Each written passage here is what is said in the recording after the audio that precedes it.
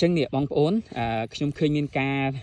បង្ហាញអំពីផ្កាត្រប់បាទគាត់ឃើញមានផ្កាជាទូទៅត្រប់វាមានផ្កាវាតែងតែចាញ់មកអញ្ចឹងឯងបងប្អូនបាទមានត្រប់វែងត្រប់ក្រាមត្រប់ស្រួយវាតែងតែចាញ់មកអញ្ចឹងបាទផ្កាវាណា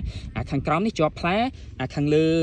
3 4ផ្កាខាងលើនេះអត់ជាប់ទេអញ្ចឹងទៅខ្ញុំឃើញគាត់ធ្វើការបង្ហាញថតបង្ហាញនៅក្នុងវីដេអូរបស់គាត់ឲ្យបេះផ្កាលើនេះចាញ់បាទឲ្យបេះផ្កាលើនេះចាញ់បាទទុកតាមមួយនេះទេដែលជាប់ផ្លែ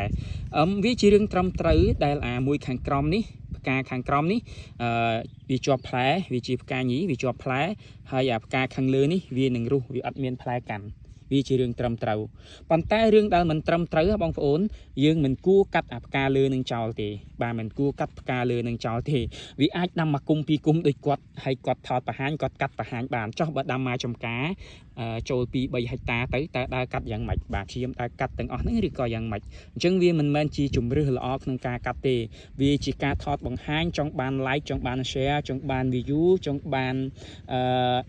like page របស់គាត់តែប៉ុណ្្នឹងទេអញ្ចឹងបងប្អូនមិនគួរធ្វើអញ្ចឹងទេទុកធម្មតាដោយសារវាមានលំអងវាជួយបង្កាត់មានសត្វ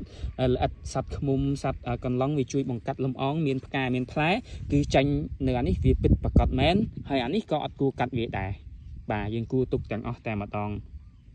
អ្វីដែលយើងកាត់ហ្នឹងគឺតាក់តែងដងដើមមែកធៀងខាងក្រោមវាមែកណាដែលមិនចាំបាច់ស្លឹកចាស់ចាស់ណាមិនចាំបាច់ហ្នឹងគឺយើងកាត់តាក់តែងវាជារឿងត្រឹមត្រូវប៉ុន្តែកាត់ផ្កាហ្នឹងមិនមែនជារឿងត្រឹមត្រូវទេ